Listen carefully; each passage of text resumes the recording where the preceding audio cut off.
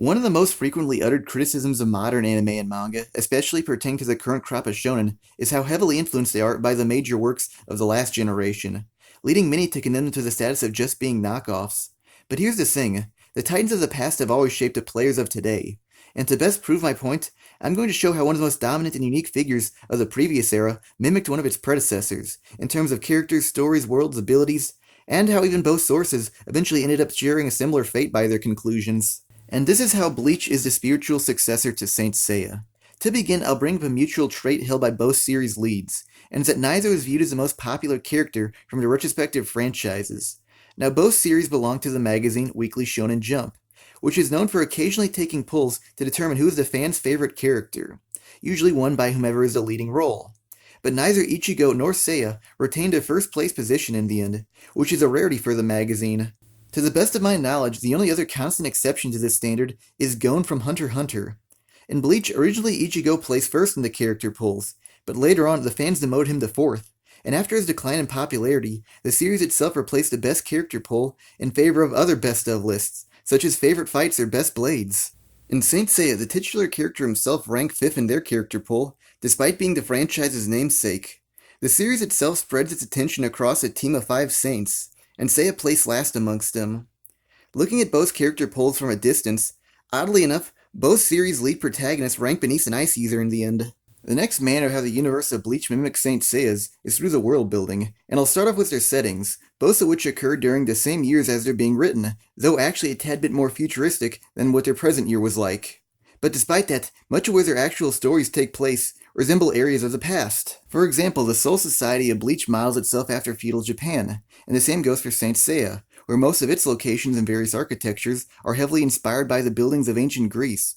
Even the customs of both worlds follow the influences of the past.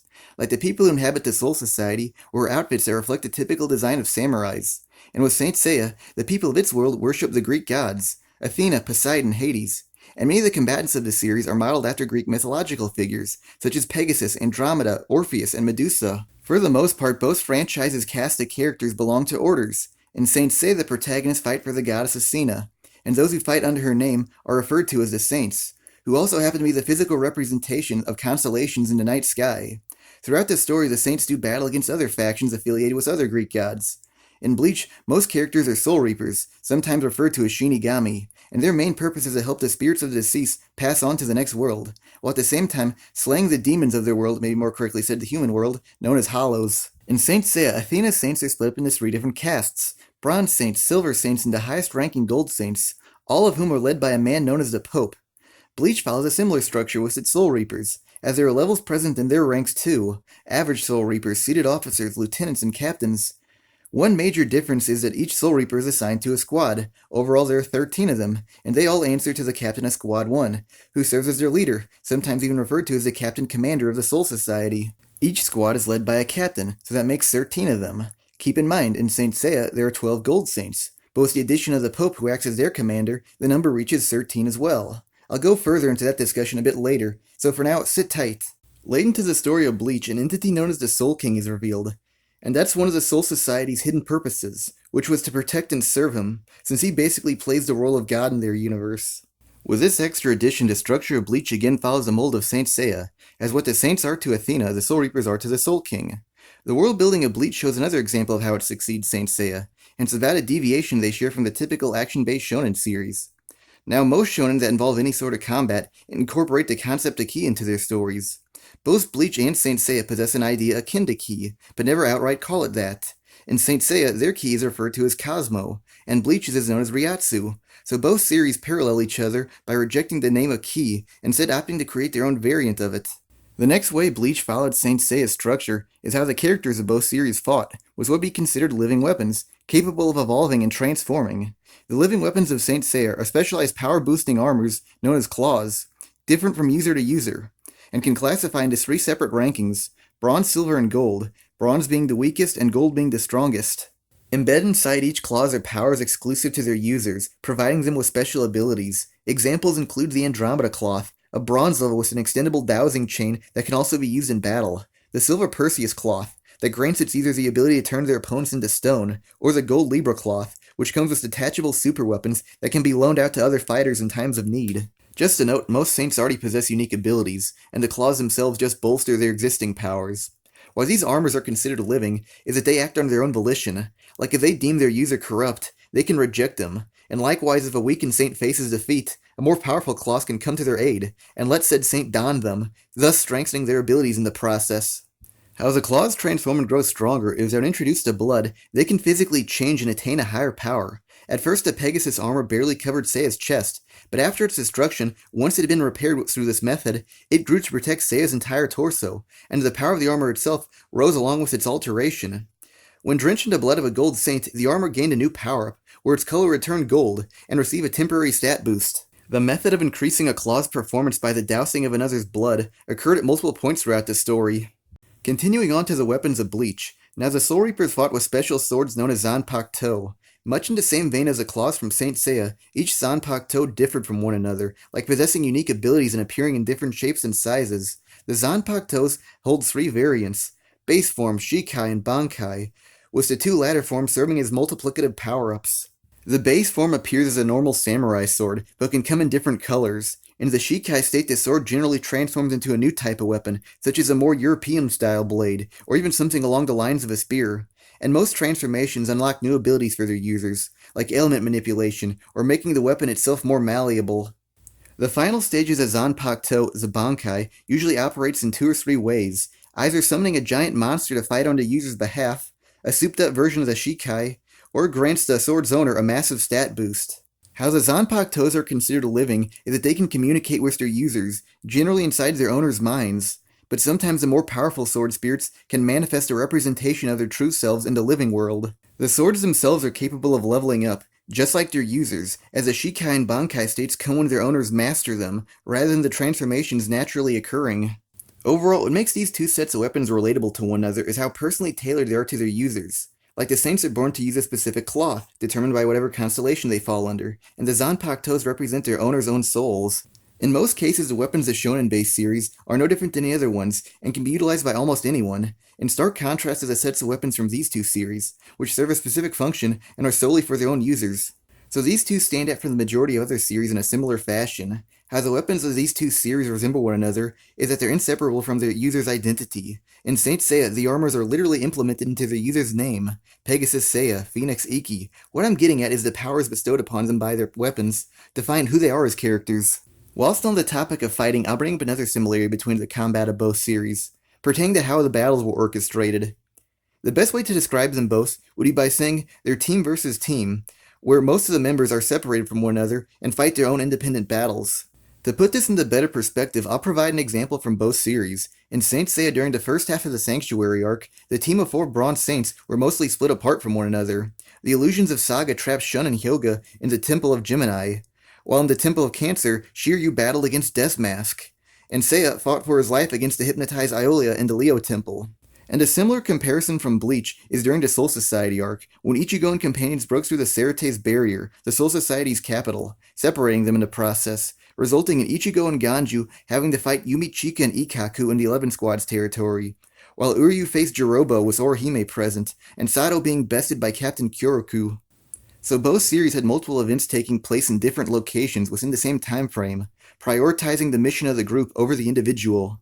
Why this battle scheme helps make the argument for Bleach being the spiritual successor to Saint Seiya is that Masami Kurumada, the author of Saint Seiya, practically pioneered this type of storytelling, which to be fair was utilized in one of his prior works, but either way, Saint Seiya still employed this method of structuring the story.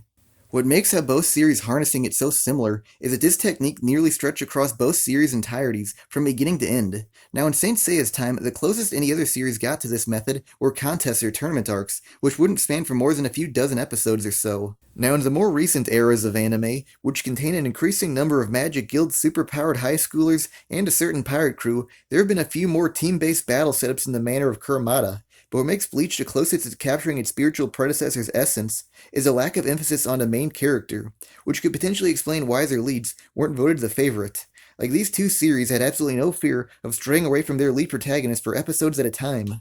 Why Bleach frequently went off on tangents away from Ichigo is that many story arcs involve rescue missions, where the main characters are forcibly separated from one another and had to act on their own accords to get to their objectives. And secondly, in the later portions of the story, the Soul Reaper captains began to play a significantly larger role. where they participate in battles against future antagonists, which further divvied up the remaining on-screen time from the true main characters. With the arcs of Saint Seiya, many times to accomplish the missions, the protagonist had to split up and complete smaller objectives separately, such as was the case of infiltrating the Sanctuary or leveling Poseidon's pillars. Similar to the captains of Bleach, the Gold Saints of Saint Seiya served a greater role towards the end of the story, which again sidelined the main character/team at certain points. Now, I know someone watching this video might say these similarities are just coincidences, since they belong to the same subgenre of anime and manga. Now, of course, they're going to naturally share some mutual concepts and ideas for those reasons, but here's how Saint Seiya undeniably influenced Bleach, and it's through the layout of the plot, or to put it bluntly, how the story arcs of Bleach correspond to the ones of Saint Seiya, in a nearly identical order too. Before I break down and summarize the similarities between each individual arcs, I'll give a loose rundown of their structure's formula, starting with the two introductory sagas, which primarily consisted of shorter character-driven arcs that involved the lead attaining new powers, exploring their friends, and facing off against minor villains. Their second sagas focused on the main character alongside his friends of the first section of the story, on a mission to infiltrate and save a person facing certain death, while at the same time having to battle against opponents so mighty they're practically otherworldly, in Bleach's case actually otherworldly. The next saga of the stories had the protagonist again on another rescue mission to save someone, but having to deal with a different organization that's similar to the protagonist, but yet the opposite. Skipping to the final saga of both series, they began with the protagonist's territory being invaded by a completely new foe, resulting in major casualties, only for the protagonist in retaliation to invade them back, again attempting to rescue a captured friend, but only this time they may have let themselves be taken on purpose. With their structures laid out, I'll begin with the analysis of the introductory arcs. Just as a warning, from this point on, I will be discussing key moments from both series, which could be considered as spoilers. Now, the bulk of these sagas are what I would anecdotally refer to as the forgotten sections of both stories. For example, in Bleach, much what occurs at this time has Ichigo helping the spirits of the dead pass on, or having him battle against low-level hollows, all of which the story abandons once Ichigo progresses on to mastering his Zanpakuto, fighting Soul Reaper captains, and the Hollow Superior Brethren, the Urankars. So basically the majority of the earliest enemies have no impact on the series' future. Just to prove it's more than just the power levels of characters that become irrelevant, I'll remind you that at the beginning of the series, Orihime actually had an elder brother, who as a spirit watched over her, but eventually turned hollow, resulting in Ichigo needing to exorcise him. Now yes, his exorcism made him disappear from the series, but after that point, Orihime never really mentioned his existence ever again, and if you skipped over that narrative, nothing about the later events of the story would have been lessened in the slightest. Moving on, here's how Saint Seiya's opening can be construed as the forgotten arc. First off, is that the setting drastically changes midway through this saga, and pretty much carries on for the rest of the series, minus a few establishing shots during the Poseidon saga. At first, the setting consists of contemporary locations, such as extravagant mansions, elaborate stadiums, all is supplemented by the use of modern technology too. But midway through the saga, the environment transitions into more primitive areas, like rocky canyons, and after that, much of where the series takes place occurs in buildings modeled after the architecture of ancient Greece, and this endures for so long that you almost start to believe this story takes place hundreds of years in the past, until a brief reminder in the Poseidon saga. So the radical change of environment in the setting is one of the manners of how the beginning of the series was left behind. Much like with its successor, many of the characters, particularly amongst the antagonists, become irrelevant upon this portion of the story's completion, as anything weaker than the tier of Gold Saints can't compete in the following sagas. And the sets of enemies at this time, the Black and Silver Saints' influence doesn't carry over into the following arcs. My next point may seem like a bit of a cheap shot, but it's still true, and that the non-canon Steel Saints, who are actually allies to the protagonist, just up and vanish at this arc's conclusion, never to return. So all in all, many of the major players at the story's beginning only have influence at the beginning of the story, making them the almost forgotten characters of the series. Getting back on topic to how the early storylines resemble one another, both series' first episodes start off with the main character stuck in what would be considered the in-between zone, as Ichigo is a human who can see ghosts, but he himself is not a spirit, while Seiya has undergone the training of a saint, but has yet to acquire a cloth to call his own. And both episodes conclude with them attaining their occupational-based powers, with Seiya donning the Pegasus armor, and Ichigo unlocking his Zanpakuto, starting off his career as a substitute Soul Reaper. So both of these characters join a unique organization. How both of their professions mimic one another's is that despite joining said organizations, they're still outliers to them. Ichigo is a substitute Soul Reaper, and given his powers by Rukia, thus skipping the traditional way of becoming one, so he lacked affiliation to the Soul Society. And Seiya, despite being a saint, did not operate under the command of the Pope, instead followed under the true Athena, whom the saints under the Pope's umbrella believed to be an impostor. So both these characters work outside the jurisdictions of their organizations, which ultimately result in them becoming the enemies in a later arc. Now, a large chunk of both these sagas consists of their already known friends and acquaintances being introduced to the audience, half of whom end up becoming traveling companions in the following arcs, while the other half doomed to the supporting cast. In particular, one of these friends' archetypes possesses a more cruel and morally questionable nature, starting off in more of an antagonistic role, but winds up becoming one of the main character's strongest allies, and can be argued as the one that helped them out the most from their retrospective series. These two are Uryu of Bleach and Iki from Saint Seiya. Uryu belonged to the Quincy tribe, which long ago was nearly wiped out by the Soul Reapers, Ichigo's new profession.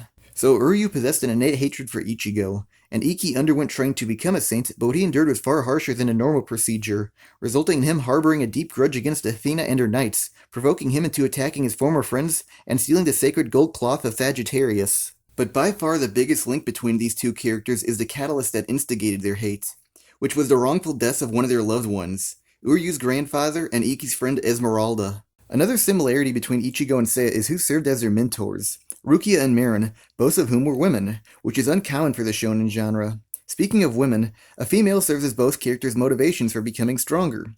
The deaths of Ichigo's mother forced him to overcome being a crybaby and become the protectful figure she was to him to his younger siblings.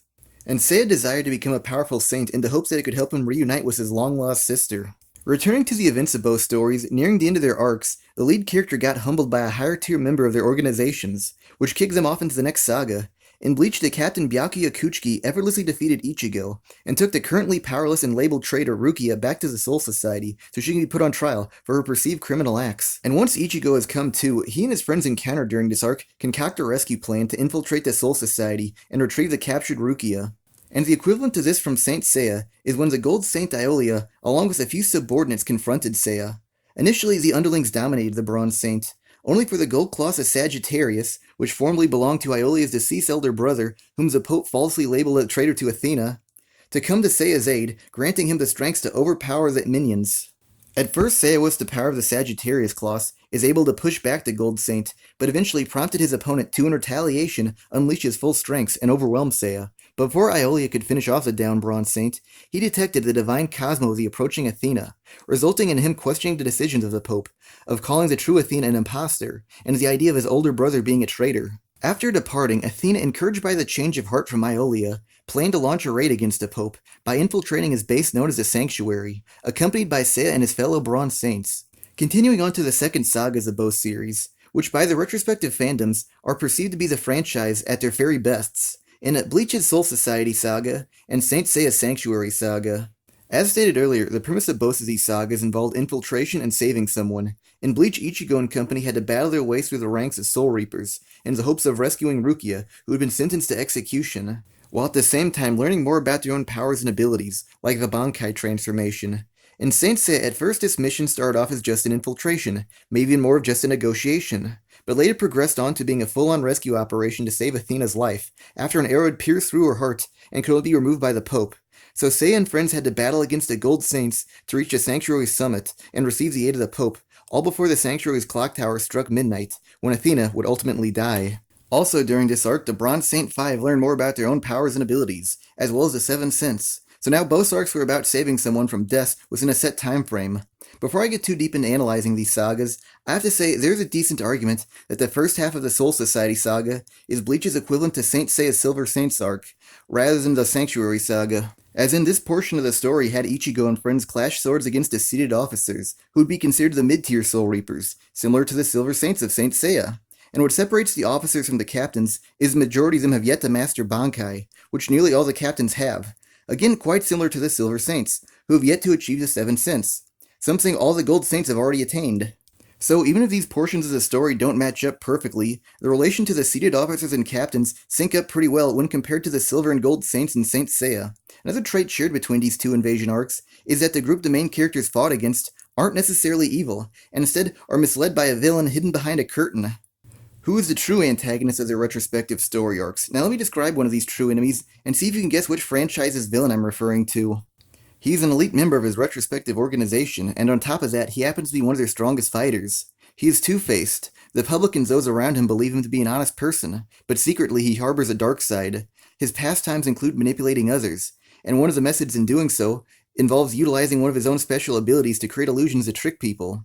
From his retrospective organization, a few elite members actually work under him, knowing that he's secretly evil.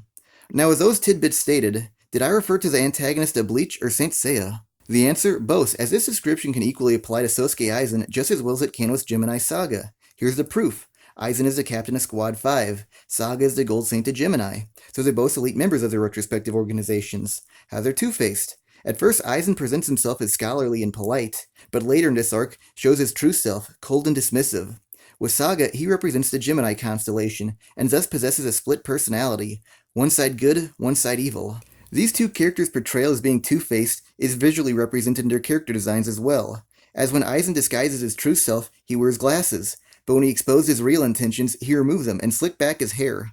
And likewise with Saga, when his good side is dominant, his hair is the color blue, but when the evil half awakens, his hair turned gray and his eyes went bloodshot. In terms of possessing an ability that can manipulate others, Aizen's Zanpakuto can alter what people see, while Saga can hypnotize others to bend them to his will, as such was the case of Aiolia, and he can also create illusions, which occurred in the Gemini Temple. In Bleach, the captains Ginichimaru and Kaname Tosen secretly work under Aizen, and in Saint Seiya, the Gold Saints Deathmask Cancer and Pisces Aphrodite work under Saga, knowing that he's not the true leader of the Sanctuary. Both characters' manipulative natures aren't exclusive to just their powers, as they orchestrated most of the events of the series up to this point as well. Aizen had eliminated the governing body of the Soul Society and took complete control of their authority, and using their power, personally branded Rukia a traitor. Saga, just as with his successor, assassinated a powerful figure, but in his case it was just one person who controlled the Sanctuary, in the Pope, and Saga afterwards impersonated him to gain his influence, so he misled all of the saints and coerced them into fighting against the real Athena. He also labeled a Gold Saint who knew his true intentions a traitor, and sent the Gold Saint Capricorn Shura to eliminate him. Throughout this video, I've been comparing the Soul Reaper captains to the Gold Saints, and since I just broke down the parallels between Aizen and Saga, now would be the ideal time to compare the rest. I fully admit saying they all sync up would be a bit of an overreach, but many of them do contain some undeniable similarities. For instance, Soifon and Milo share a stinger motif, and have that element incorporated into their fingers. Soifon's a hornet stinger, and Miro's is a scorpion's, as he's the Scorpio Saint. Both of them also have a technique that supposedly kills their opponents within a certain number of pricks. The next example is between Kaname Tosen and Virgo Shaka, both of whom fight without using their eyesight. Now Tosen is blind, and Shaka keeps his eyes closed during battle to increase the power of his Cosmo and other senses. These two also possess techniques that remove the senses of their opponents. Next up is Byakuya Kuchiki and Leo Aiolia. First off, they share a similar entry point / role in this story, which was to demonstrate the difference in strengths between their story's lead character and the highest rank of warriors in their organizations, to which they themselves belong. But the more important aspect of how these two characters are similar is that they're both dealing with inner turmoil through the conflict of duty versus family. Byakuya was basically forced to send his own sister to the gallows, and Aiolia sees much of what he does now as a penance for his elder brother's so-called treason. So essentially, both these characters have to set aside their own personal beliefs to uphold the laws of their organizations instead. Just to save some time, I'm going to speed this up for the next few examples, since they're a bit more looser. The significantly older man that leads the group.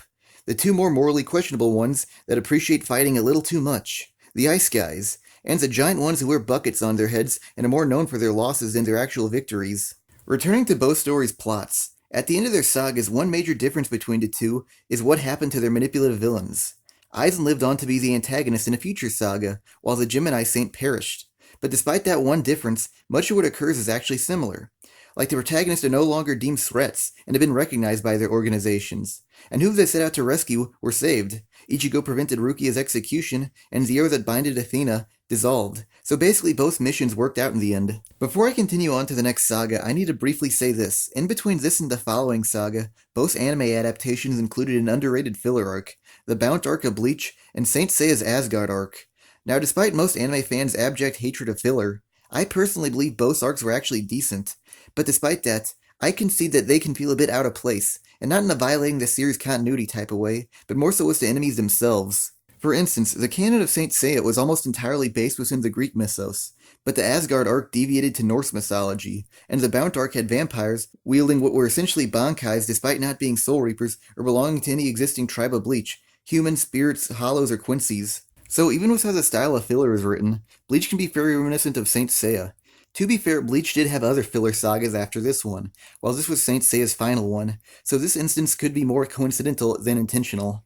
Moving on to the next canon comparison with the lineup of sagas are the Arankars in Bleach and the battle against Poseidon in Saint Seiya. Now both of these sagas followed a similar pattern to the prior one, i.e. an invasion/rescue operation, but they both similarly include a new aspect, and that the current foes acted as the inverse of the last set of enemies. Like the Arankars were former Hollows that adopted attributes of Soul Reapers, a more human-like appearance, and now fought with Zanpakutos. But their blades, instead of possessing bankais capable of manifesting giant monsters, had resurrections, which instead returned themselves into giant monsters, reflecting their past lives as Hollows. In Saint Seiya, the soldiers of Poseidon also fought with power-boosting armor, but were instead referred to as scales, rather than claws. Many of them were named after mythological sea creatures, only some of them of Greek origin, instead of constellations of the night sky like with Athena's warriors, so it created a symbolic battle of the sea versus the heavens. Focusing on the structure of both arcs, Bleach has lasted significantly longer, so more aspects of the story were elaborated on, while at the same time introducing more new characters into the cast, but for the most part, still retains the same premise as Saint Seiya. Now, the first quarter of both sagas involved a friend of the main character being kidnapped, in Bleach Orihime, and again Athena from Saint Seiya, by the current villain of the story. Coincidentally, in both series, the term kidnap might be a bit strong, as both victims more so let themselves get captured to placate the situation. Orihime willingly gave herself up to Ulquiorra, one of Aizen's henchmen, believing it would prevent further harm to her friends. And Athena, depending on which source material, allowed Siren Sorrento to escort her directly to Poseidon to negotiate a peace treaty, as the sea god rampaged the world's oceans to damage and flood the planet in the hopes of taking Athena's hand in marriage, and her refusal to his proposition ultimately led him to seal her away in a giant tower. In response, both series' main teams again went on another rescue mission to save their captured friend, with the Bleach crew traveling to Las Noches in the heart of Hueco Mundo, and the Bronze Saints of Saint Seiya diving to the deepest depths of the ocean to invade Atlantis. Though these new arcs carried the same purposes as their predecessor sagas, one new factor did help these two arcs stand out from the prior one, and it's a change of setting/atmosphere. With Bleach, the Arankar saga exchanged a condensed feudal-era influenced military barracks of the Soul Society for vast, white, empty deserts, desolate of life. And for its locations, the little populace it did contain possessed Spanish-language motifs instead of the traditional Japanese. Now, in Saint Seiya's prior invasion arc, the main characters ascended a narrow pathway up the side of a mountain, so basically up and down, whereas the Poseidon saga had a team of Bronze Saints separate and branch off in different directions, so instead of being up and down like the previous arc, this one was more horizontally based, and gave this a more open and less claustrophobic vibe, which in the process helped to create the sensation that this area was more like a city or a palace than just another sanctuary. Now, in truth, the end-arc antagonists of Poseidon and Aizen don't really resemble one another, but with that said, they both controlled an army comprised of entities that acted as the inverse of the lead character's race, and when it comes down to it, the bulk of both sagas involves the series' lead characters battling these groups than the head boss. At the top of both armies consists of an elite group that have a name separating themselves from the lower-ranking soldiers. In Bleach, the strongest of Aizen's Arankars were referred to as the Espada, and in Saint Seiya, Poseidon's elite soldiers were known as the Marinas Generals. One of the Espada was called Araniro Aruri, and much of his character seems heavily inspired by the Marinas General, Kraken Isaac. Now, in the history of Isaac, he and Hyoga, one of the series' 5 main characters, trained together under the same teacher. Overall, Isaac was the better student, which caused Hyoga to look up to him. But later, one day Hyoga committed a foolish action, and Isaac came to his rescue, but in the process of saving Hyoga, resulted in himself taking the fate intended for Hyoga, which afterwards caused Hyoga to believe he caused the death of his friend, resulting in an immense amount of guilt. But in the Poseidon saga, these two finally reunited, but on different sides, Hyoga under the banner of Athena, and Isaac as one of the Poseidon generals. And for much of this battle, the conflict was Hyoga's refusal to fight his former friend, as he felt indebted to him, even willing to go so far to let Isaac take his own life. Now compare Hyoga and Isaac's relationship to this one from Bleach, with the character of Rukia, when in a flashback it established she highly respected her former vice-captain, Cayenne Shiba, as he helped her to grow into a better person, but later during a mission in hunting a specific hollow, he ended up being possessed by said hollow, and Rukia came into contact with her under-the-influence vice-captain, and was attacked by him, forcing Rukia to defend herself, resulting in her taking the life of the man she so respected, plunging herself into a deep state of grief. Now in the Arankar saga, Rukia by chance encountered a hollow who inherited the body of her deceased mentor, retaining many of his features as well. Upon their reunion, Rukia, with her profound sense of guilt, offered her own life as a sacrifice if he so desired. So these two characters, both of whom happen to be Ice Caesars, in this arc met someone who they've unintentionally wronged in the past, causing feelings of regret to surface. Initially, neither protagonist desired to fight, but were later forced to, after their former friend threatened their current allies, and ultimately resulted in them overcoming their guilt and prevailing in battle. All in all, despite both sagas having different conclusions and end-arc antagonists, much of how they were constructed mimic each other, similar plot, characters, organizations, and how they even differed from their past arcs. Before I continue on to analyzing their final arcs, I need to mention this mutual occurrence in both anime adaptations. In Bleach, the anime ended at the conclusion of the Fullbringer arc, the second to last arc of the series, and the original Saint Seiya anime adaptation stopped production once Poseidon had been defeated, which again was the second to last arc of the story. So both original anime adaptations didn't animate their final story of the manga, which oddly enough occurred at the exact same time in the overall scheme of their stories. Without further ado, here's the breakdown of the Thousand-Year Blood War arc of Bleach and the Hades chapters in Saint Seiya. Now, in my personal opinion, the universal theme shared between these two arcs is that they possess the potential to be the greatest arc of the series thus far, but ultimately wound up unsatisfying, for similar reasons too. Why I believe they had that potential was that they both corrected flaws and weaknesses of their pasts. Like, Bleach was infamous for not killing any of its characters, especially those allied with Ichigo, but within the saga, and surprisingly early on too, many prominent characters started dropping like flies, although some only appeared that way.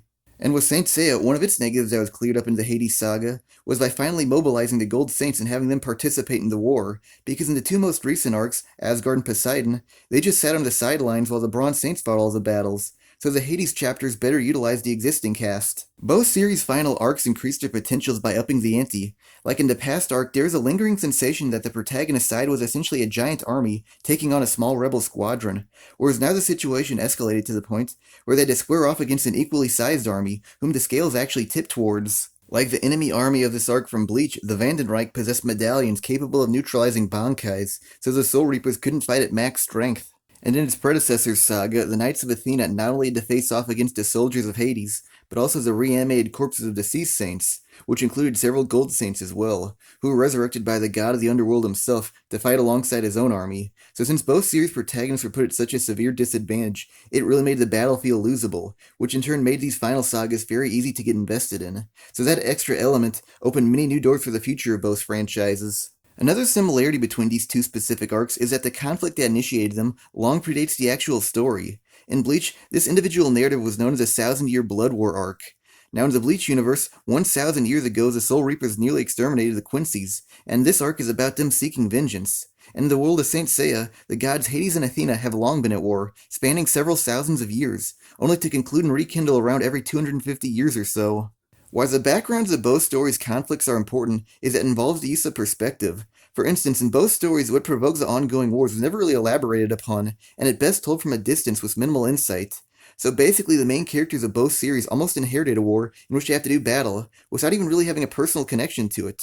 But in their own way, they do have a connection of sorts linking themselves to it by just merely existing.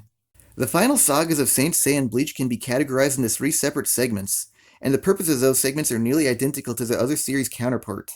The main plot point of the first segment is the protagonist's home base being invaded, resulting in them suffering a massive defeat. The second portion involves the protagonist and their allies fighting off the enemy's main forces, and their finales have the main characters invade the enemy's stronghold, taking on the antagonist's elite soldiers, culminating in an anticlimactic battle with the final boss. Now both series' first segments did an excellent job at capturing the devastating tone of defeat. In Bleach, the Vandenreich had nullified all the Bankais, effortlessly beating the captain didn't require one to fight, appeared to have killed off Byakuya, along with many other characters, shattered Ichigo's Bankai in a way so it couldn't be fixed, and killed the strongest Soul Reaper, Captain Yamamoto, even managing to steal his Bankai in the process. Keep this in mind too, a few chapters before his death, it was stated that him simply joining the battle could raise everyone's morale, so him dying also lowered the morale, and on top of that, Uryu turned traitor and joined the Vandenreich. What entailed the first segment of this saga in Saint Seiya involved the deceased Gold Saints along with the former Pope Shion siding with Hades, and under his orders traversing the sanctuary to kill Athena, and claiming the lives of the few remaining Gold Saints in the process. And this segment concluded with Athena taking her own life to go to the underworld to face Hades. So both sagas' earliest portions involved the side of good sustaining a massive defeat, along with the death of their leader, which dealt an even bigger blow. These second portions do diverge a little bit from one another, but still follow the same scheme. Both somewhat begin with the preparations for the final battle. In Bleach, Ichigo and Renji went to the Palace of the Soul King to train under Squad Zero. Retsu Unohana, now revealed to be Yachiro Unohana, trained Kenpachi Zaraki to master his Zanpakuto, and the Soul Society Research Squad created a way to prevent the Vandenreich from stealing Bankais and return the stolen ones. In Saint Seiya, Seiya and friends covered their claws in Athena's blood, upgrading their armor's capabilities in the process. Another similarity both series committed undid some of the most dramatic moments of the prior segment. For example, in Bleach, despite openly saying Byakuya Kuchiki had died, he somehow miraculously survived. And in Saint Seiya, Shion later revealed that the deceased Gold Saints never betrayed Athena and only pretended to side with Hades so they could come back to Earth and help her unlock the secret Ace Sense to aid her in the upcoming battle against the ruler of the underworld. So both of these revelations damaged the credibility of their characters' words and spoiled some of the most dramatic moments. How these two segments diverged from one another was not through the storytelling or even through the fights, but was how the story went about was confronting the enemy. In Bleach, the Vandenreich reinvaded the Soul Society, and the Soul Reapers, spread out across its entirety, took on members of the Vandenreich on an individual basis. Whereas Saint Seiya had the surviving saints battle their ways through the underworld to reach Hades, but still fought as minions on an individual basis similar to Bleach. So even though both series took different routes, much of what they faced occurred in similar fashions, and ultimately they arrived at the same destination. And I'm not using the term destination lightly, as both sections conclude in a nearly identical manner too, where the villain traveled to a divine realm and barred the entrance behind him, so the protagonist couldn't follow, which forced the top-tier members of the protagonist group to pool their energy together to open the path back up. In Bleach, despite the Soul Reapers fending off the majority of the Vandenreich, the enemy leader Yuhavak attained what he so desired, a gateway to the Palace of the Soul King, which dissipated after he and his elite guards crossed through.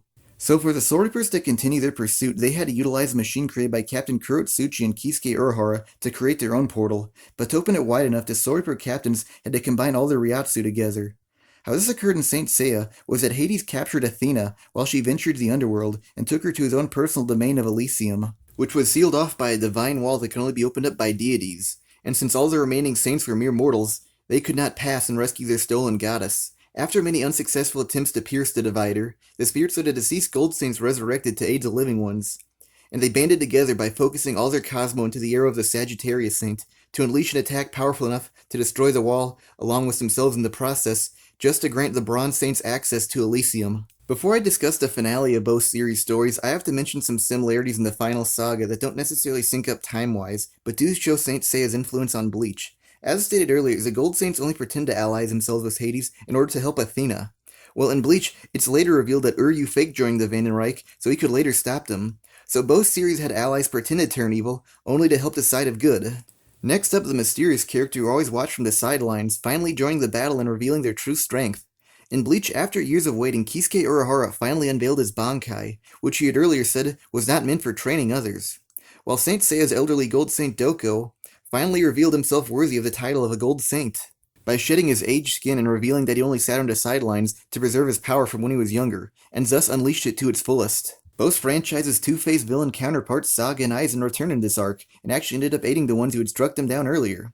These series' final sagas also heavily implied a multitude of characters had died, only to pull the rug out from under our legs and say they somehow managed to survive. From Saint Seiya, one newly introduced character in this arc, named Orphe, based off the mythological Greek figure Orpheus, took up residence in the underworld. Prior to his time in the Land of the Dead, he had a girlfriend in the living world, and served as one of Athena's most powerful saints. But eventually his girlfriend passed away, and he ventured into the underworld to seek an audience with Hades in hopes of resurrecting her, to which the god of death actually permitted, but under the condition that he must escape his domain without looking back to see if his lover followed suit. But due to underhanded tactics, Orphe failed, but he remained in the underworld, preferring to stay with his girlfriend's soul, rather than be amongst the living. In Bleach during the Urankar saga, there happened to be a character with quite a similar backstory to Orphe's, and this character was known as Ashido Kano. Now, Ashido was originally intended to be in the manga of Bleach, but was ultimately cut due to time constraints, but a version of him did appear in the anime adaptation. His role in the story occurred a little like this. While Rukia traversed Hueco Mundo, which is a land quite similar to Saint Seiya's underworld, she stumbled across a masked Soul Reaper in an area known as the Forest of Manos. Now, this man's story had him and a party of Soul Reapers chase Hollows from the human world back into Hueco Mundo, but while fighting the Hollows, the rest of his team perished, which caused him to choose to remain in the world of the Hollows to continue eliminating as many of them as possible, to prevent others from sharing the same fate as his fallen comrades. Even though Ashido wasn't introduced in this story's counterpart Saga as Orphe, much of the idea between these two characters is the same. Two men whose past teaser them to a world they despise. Moving on to the finale of both series, where the main characters arrived at their final destinations. In Bleach, Ichigo and company entered the Palace of the Soul King, and in Saint Seiya, Seiya and the Bronze Saints reached the realm of Elysium. To begin, one weird mutual idiosyncrasy these two arcs shared is where the lion's share of the time went, which was the battle against the villain's elite bodyguards. In Bleach, Yuhavak had 4 bodyguards, Gerard Valkyrie, Lile Baro, Pernidas, and Asken Nak Lavar, and in Saint Seiya, Hades had two, Thanatos and Hypnos. In Bleach, each bodyguard required around 8 chapters solely dedicated to just them to be brought down, and the bodyguards of Hades required 4 episodes to be brought down, out of a possible 6 episodes in this arc. The next similarity between the elite bodyguards is that they can be considered as lesser deities. In Bleach, Pernito was one of the severed arms of the Soul King, and likewise Gerard Valkyrie was the heart of the Soul King. And in Saint Seiya, both Thanatos and Hypnos were gods but lesser ones, as they weren't classified as Olympian gods like Hades and Athena. One event that occurred in both arcs was the destruction of the weapon that symbolized hope. In Bleach, prior to the Vandenreich's second invasion of the Soul Society, Ichigo trained with Squad Zero and attained his true Zanpakuto. And in this portion of the arc, during his first scuffle against Yhwach, he unleashed his new Bankai to level the playing field, only for his enemy to casually destroy it. Now in Saint Seiya, this similar moment occurred during the Bronze Saints' battle against Thanatos, where everything Saiyan and the gang threw at the deity worked to no avail, only for the claws of the Gold Saints to come to their rescue and let the Saints don them, exponentially increasing their power in the process, prompting the new Gold Saints to go all out against their divine opponent. Once the dust had finally settled, the deity came out unscathed and lifted his hand, effortlessly shattering the never-once-before-broken armor. So both series in this final arc toyed with the emotions of its viewers by snatching the symbol of hope right out from under their noses. Moving on to the comparison between both franchises' final bosses, Yhwach and Hades. Now these two in-game villains had immense build-up. Yhwach did what his predecessor Aizen couldn't, by reaching the Soul King, and on top of that, defeated the strongest living Arankar, killed Yamamoto taking his Bankai too, defeated the captain of Squad Zero, shattering Ichigo's newly acquired Bankai, and absorbing the Soul King, which made him ascend to godhood himself. So he had virtually surpassed everything prior, and in record time. The same goes for Hades. Now the Bronze Saints had battled a deity before in Poseidon, but that was just a fraction of a god's true power, as the Poseidon they faced was merely a human vessel, whereas now they had to confront the full might of an Olympian god on his own home turf, who also possessed the capability of manipulating existence on a universal scale. In the end, neither of these two final villains could match the hype they generated. These gods in the most literal sense were brought down quicker than their bodyguards. Yhwach was bested by an illusion from Aizen, which shouldn't even worked on a god that can see the future, 2 strikes from Ichigo's fixed Bankai, and a special arrow from Uryu. And what struck down Hades was a quick blow by Seiya, followed by a stab from Athena's friendship-embedded staff. So both villains' final battles left an unsatisfying aftertaste. Plus, to make matters worse, they failed to utilize their full potential. Like Yhwach stole Yamamoto's Bankai, but never once used its abilities. And the only thing that made Hades any different than his bodyguards is that he came with an unremarkable sword. So both antagonists had the potential to be the best, but wound up disappointing. These two franchises' conclusions ended on sour notes, and it wasn't just due to underwhelming final battles, but also failing to answer or resolve existing side issues. For instance, after the death of Yhwach, the story took a 10-year time skip, revealing where Ichigo and his friends ended up, but unfortunately it glossed over characters who really needed a follow-up to confirm how the past went down. Like with 3 of my top 10 favorite characters, Green Zhao, Kisuke Urahara, and Yoruichi, I wasn't even sure if they were alive or dead at the end of the series, as all 3 of them got caught up in a toxic energy wave after defeating Askin, and it never clarified if they managed to make it out alive. Their fate was only revealed years later, after the story's completion, where an independent guidebook announced it. Bleach's conclusion glossing over important aspects of the story wasn't exclusive to just those 3 characters, as there are many unanswered questions at the end, like what exactly was the Soul King? Why did Yhwach call him father? Several Bankais were never revealed, or even a decent explanation for Ichigo's newest Bankai was never given. So instead of shedding light on information relevant to the story that the audience cared for, the last 2 chapters after the time skip provided information that just added unnecessary limbs to the story, that didn't further progress the plot, like Sato becoming a heavyweight boxer, or Ichigo achieving his never-before-revealed dream of becoming a doctor. The same applies to the conclusion of Saint Seiya, although not to as high of an extent. Like Seiya sustained a massive blow and his fate was left ambiguous, if he had perished, or if the blow had just put him to a coma, and like Bleach, its revelation came years after its ending. Other final aspects that the series glossed over at the end were if the divine forms of the Bronze Claws were permanent or only temporary. Can the destroyed Gold Claws be repaired? The appearances of the remaining Olympian gods, and Seiya's reunion with his long-lost sister. Despite much of Bleach's story syncing up with Saint Seiya's, what I truly believe makes it the spiritual successor to Saint Seiya is how the publishers later treated them, and what the public now sees them both as. In both franchises' heydays, they topped the charts as Shonen Jump. Saint Seiya was nearly as big as Dragon Ball, and Bleach was a member of the illustrious Big Three, consisting of itself, Naruto, and One Piece. In the West, there is a reasonable argument that Bleach was the most popular of the 3, as One Piece didn't really gain any traction until its Marineford arc, and Naruto was always viewed more as a kid's anime, so Bleach had the widest potential audience. Both series had a dominant reign for a time, but ultimately, neither success carried on until its conclusion, which prompted their anime adaptations to end prematurely, and the mutual publisher to rush their manga's conclusion, overriding much of their past image, causing both to fans and publishers alike to pretend like neither series ever even existed. Pretty much since the release of Bleach's last manga volume, nothing has happened to the franchise since. I believe there's been a cell phone game of it and a few playable characters present in Jump Force, but that's basically it. The Saint Seiya franchise concluded in 1990 and essentially remained untouched for over a decade until Toei produced a movie sequel set after the manga's conclusion, and later adapted the Hades chapters as 3 sets of OVAs. With that said, I do have to wonder if that's a sign for the future of Bleach, since for much of its existence, it's followed the trajectory of Saint Seiya. So both series went from stardom to nearly disappearing overnight. In other words, they shared a similar fate, that from their histories, neither deserved. One particular way Saint Seiya and Bleach were seen in a similar fashion is that they both became popular for reasons other than what their stories were necessarily going for. At its core, Saint Seiya is a very male-oriented series. Violence, loyalty, brotherhood, abandoning childhood and assuming responsibility. Again, all masculine themes. They're borderline militaristic. But despite that, Saint Seiya is mostly remembered for inadvertently creating yaoi, a subgenre most popular amongst women. Indeed, the series does contain feminine characteristics. Men with long flowing hair, emphasis on how the eyes are drawn, but by far the biggest is with the character of Shun. Now, he's the most effeminate member of the group, and many times when caught up in the midst of battle, he lost and needed to be bailed out by his older brother Iki. How I translated that message was that the heroic older brother acted as a model for what his weaker younger brother should grow into, whereas the other portion of the fandom interpreted that as a masculine man saving a boy who's practically a damsel in distress. Now, I can't say they misinterpreted it, because of the art style of the series. Like, if this was solely intended to be as masculine as possible, then Hades, one of the most powerful deities in this series and god of the underworld, should have been drawn more of like a grotesque monster than one of the most effeminate-looking male characters. So, a smaller slice of what this series is about unintentionally provided a new set of fans to the series. Bleach is similar to Saint Seiya in this regard, as of the big three's protagonist, Ichigo, especially at the time, was the most masculine of them. But despite that, the series itself also expressed interest in fashion and appearance, generally traits associated with females. Like, if you were a fan of the series as it aired, you'll have noticed so much fan art of all the characters wearing fancy outfits, and this wasn't limited just to female characters.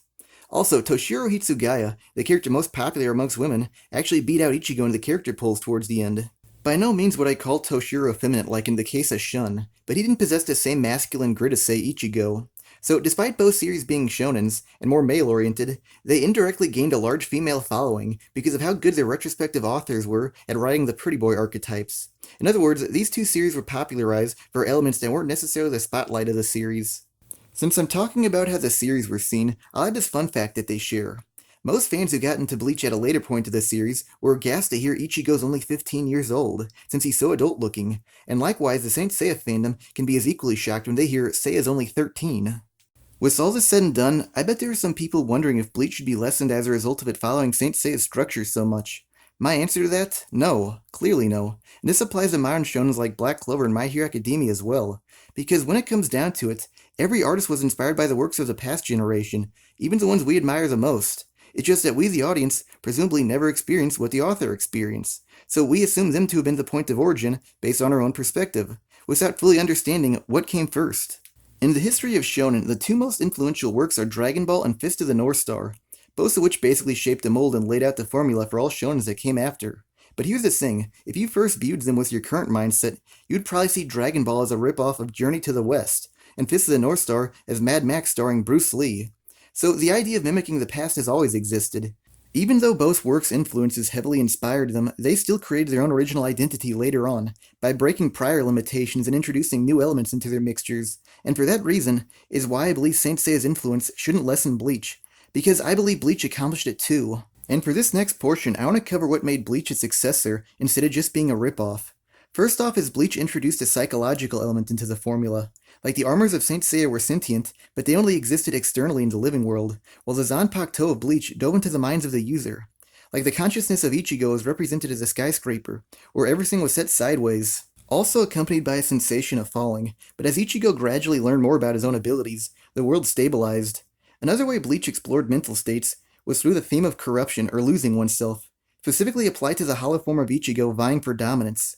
The theme also lives within the Saint Seiya character Saga, but much like the armor of the Saints, it's only represented from an external vantage point, whereas again, Bleach explored this idea internally, inside Ichigo's head. Like when Saga's other half took control, his physical characteristics just up and changed, without explanation other than the evil half's now dominant.